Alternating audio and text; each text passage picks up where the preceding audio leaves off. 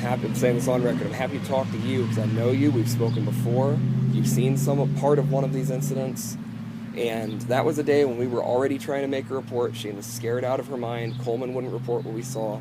What we saw in Highland Park was human trafficking. I have a case number on the fridge inside, and I have, the reason they sent out 3 officers a couple of days ago, they claim I was keeping the emergency lines tied up. They leave me on hold for sometimes an hour.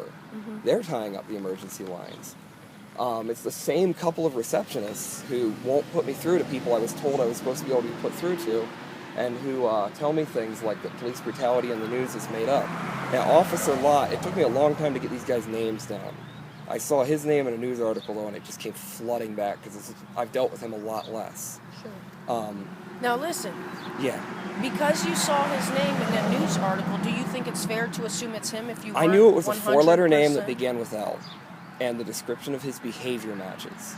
I would need to see a face to know for sure, but that's part of why I'm saying now that I'm sure. His face was not in the news article.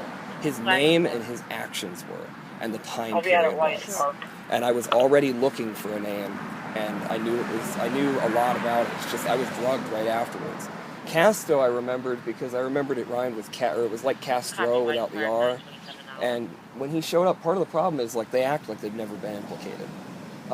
When I was in Highland Park and 2 officers told us they're black, you're white, die, basically, it was Casto and Lott, and they were drunk. And now listen, here's another thing, okay? Mm-hmm. I want to remind you that we take our job serious. Of course. And I know it can't be every officer, not by far. But listen, I can promise you, those officers were not on duty drunk. I promise you that, okay? So I need you to think, just be on the lighter side and understand that Lott has been to court for being on duty drunk. Okay.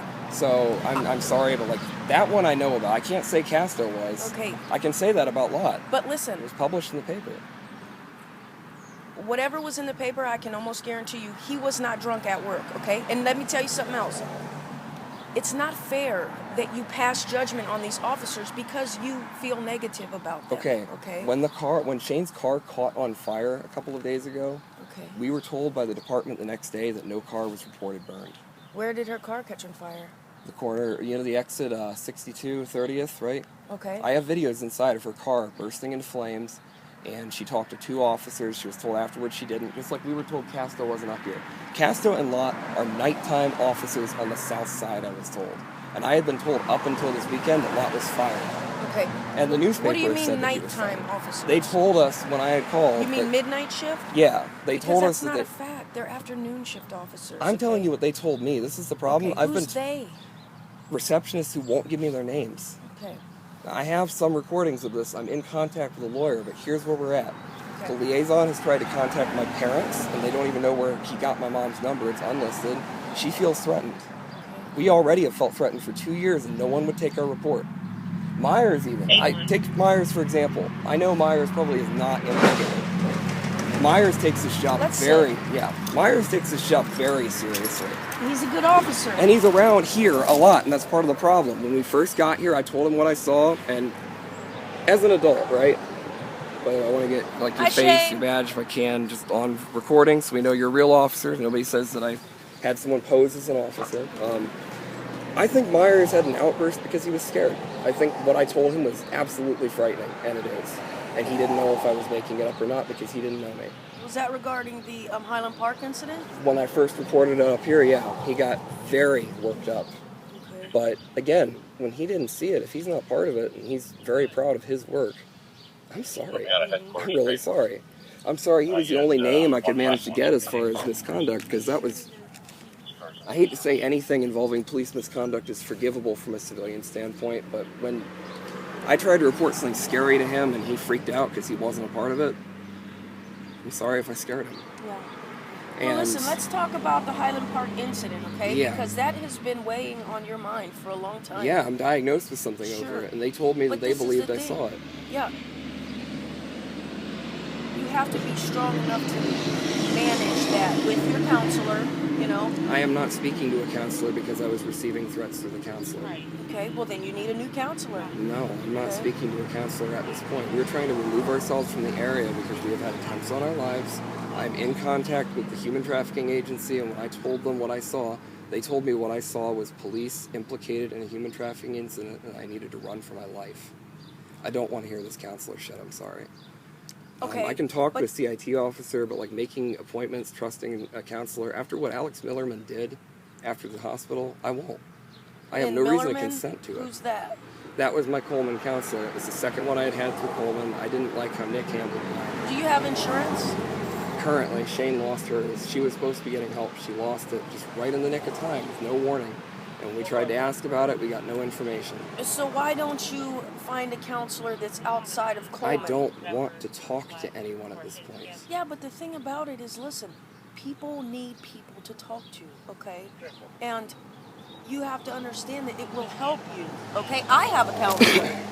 I'm going to meet this one in the middle because I can tell that I don't have to talk down to you, but we're on record right now for court. Sure.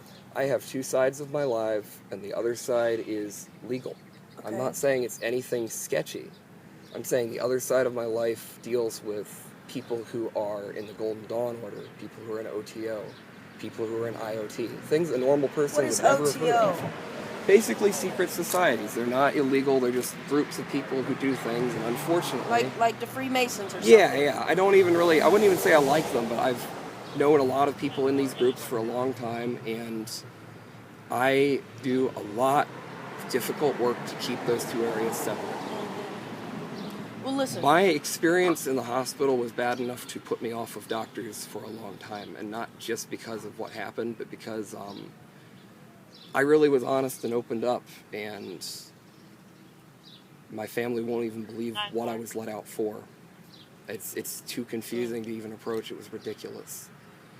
So I just want to deal with this as I can deal with it, which is that I saw a crime, and no one will believe me, no one will talk to me about it, and at this point it is going to be becoming a court matter.